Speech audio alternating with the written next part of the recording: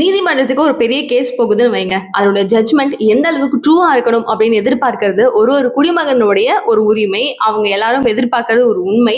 ஆனா அந்த ஒரு விஷயத்த எதை நம்பி உங்க கையில ஒரு கேஸ் குடுக்குறாங்கன்னு தெரியாம பணத்தை வாங்கிட்டு இப்படி பண்ணலாமா அப்படின்னு எல்லாரும் கேவலமா நினைக்கிற வகையில இப்போ ஒரு பெரிய சம்பவம் நடந்திருக்கு. சோ அது என்ன அப்படிங்கிறது உங்களுக்கு ஆல்ரெடி மேட்டர்ஸ் கொஞ்சம் லைட்டா லீக் ஆகி தெரிஞ்சிருக்கலாம். யஷ்வந்த் வர்மா அப்படிங்கிற இந்த ஒரு நீதிபதியோட வீட்டுல கட்டு கட்டு கட்டா அவ்வளவு மூட்டையில அவ்வளவு 500 ரூபாய் நோட்டுகள் இருந்திருக்கு. சோ இவர் என்ன பண்ணிருக்காரு, ஒரு வெக்கேஷனுக்கு நம்ம ஹோலி பண்டிகைக்கு போலாம் அப்படின்னு சொல்லி அவர் கிளம்புறாரு ஃபேமிலியோட. அந்த நேரத்துல வீட்டுல பத்தி எரிஞ்சிருக்கு அந்த 500 ரூபாய் நோட்டுக்கு.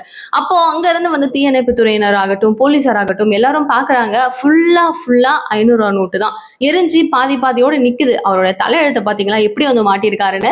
சோ போலீசார் என்ன பண்றாங்க, அப்பவே வந்து கேஸ் ஃபைல் பண்றாங்க. இது என்ன இவ்வளவு பணம், அதுவும் ஒரு ரூம்ல மட்டும் மூட்டையில கட்டி வைக்கிற அளவுக்கான ஒரு பணம். ஏன்னா இவ்வளவு அமௌண்ட் தான் வச்சிருக்கணும், அதை தாண்டி கையில பணம் வச்சிருக்க கூடாது அப்படிங்கிறது ஒரு ரூலா இருக்கும்போது நீதிபதியினுடைய வீட்டுல இவ்வளவு பணம் எங்கிருந்து வந்துச்சு அப்படிங்கிற ஒரு மிகப்பெரிய கேள்விக்கு அவர் உள்ளாயிருக்காரு. ஆனா எனக்கு இதுக்கும் அது சம்மதமே இல்ல, இந்த அளவுக்கு கட்டான பணத்தை நான் பார்த்ததே கிடையாது அப்படின்னு சொல்லிட்டு யஷ்வந்த் வர்மா மாத்தி பேசி திரும்பவும் சிக்கல்ல பயங்கரமா சிக்கினாரு. சரி இவர் என்னதான் பண்ணலாம் அப்படின்னு சொல்லி நீதிபதிகள் எல்லாரும் சேர்ந்து ஒரு பெரிய பிளானா போட்டு அவரை கரெக்டா விசாரிக்கணும் அப்படிங்கறதுல சிபிஐ உள்ள எடுத்துட்டு வராங்க. எல்லாரும் விசாரிக்கிறாங்க. பட் அவர் கையில இருந்து கரெக்டா அவர் சொல்லலனாலும் ஆதாரங்கள் ஒண்ணும் அப்படி லட்டு மாதிரி சிக்கியிருக்கு. சோ அவருடைய ஆதாரங்கள் எல்லாமே வச்சுக்கிட்டு ஓகே இதுக்கப்புறம் நீங்க இங்க இருக்க வேணாம், பணியிடை மாற்றம் உங்களை பண்றோம் அப்படின்னு சொல்லி அலகாபாத்துக்கு மாத்துறாங்க. ஆனாலும் இதெல்லாம் உனக்கு பத்தாது, நீ பண்ண தப்புக்கு ஒரு நீதிபதி ஒரு நீதியை கரெக்டா கொடுக்கணும் அப்படின்னு இல்லாம உண்மைக்கு மாறா பணம் வாங்கிட்டு நீதி கொடுக்குறீங்க அப்படின்னா அது எந்த அளவுக்கு ரொம்ப கேவலமான ஒரு விஷயம் அப்படிங்கறத எல்லாரும் சொன்னதுக்கு அப்புறமும் அதுக்கு முன்னாடியும் அந்த நேரத்திலையும் யோசிச்ச நீதிபதிகள் மற்றவர்கள் எல்லாரும் சேர்ந்து ராஜினாமா பண்ண வைக்கணும், அது மட்டும்தான் பதவி நீக்கம் பண்ணா மட்டும்தான் அவருக்கான ஒரு தண்டனையா இருக்கும் அப்படிங்கறத ரொம்ப தெளிவா உச்சநீதிமன்றம் முடிவெடுக்கிறாங்க. பட் நான் ஏன் போகணும், நான்லாம் போக மாட்டேங்க, நான் இங்கதான் இருப்பேன் அப்படின்னு சொல்லிட்டு உயர்நீதிமன்றத்துல வேலை பார்த்த யஷ்வந்த் வர்மா தொடர்ந்து அங்க போராடுறாரு, பேசிக்கிட்டே இருக்காரு. என்னால போக முடியாது அப்படின்னு சொல்லிட்டு சஸ்டைனா அங்க ரிட்டைன் பண்ணணும் அப்படின்னு சொல்லி நினைக்கிறாரு. பட் அவங்க விட்டுருவாங்களா என்ன, கண்டிப்பா கிடையவே கிடையாது.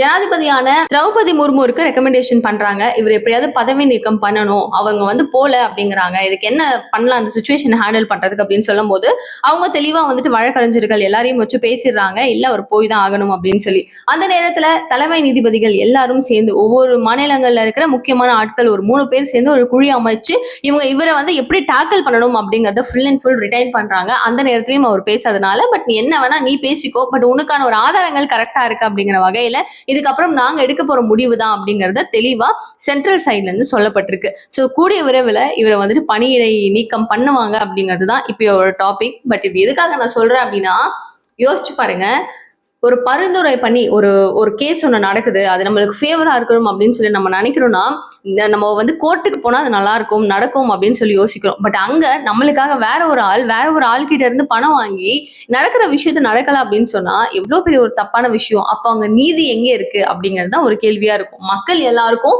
ஒரு நம்பிக்கையே போயிடும், இவரை தண்டிச்சா மட்டும்தான் நீதிபதிகள் மேலேயும் நீதி மேலேயும் அவங்களுக்கான ஒரு நம்பிக்கை வரும் அப்படிங்கிறது தான் இப்போ எல்லாரும் சேர்ந்து எடுத்துக்கிற ஒரு முடிவா இருக்கு. அண்ட் இதை பத்தி நீங்க என்ன நினைக்கிறீங்க, இந்த மாதிரி நீதிபதிகள்லாம் இருக்கிறது வேஸ்ட்னு நான் நினைக்கிறேன். வாட் இஸ் யுவர் கமெண்ட் அப்படிங்கறது ப்ளீஸ் கமெண்ட் பாக்ஸ் சொல்லுங்க.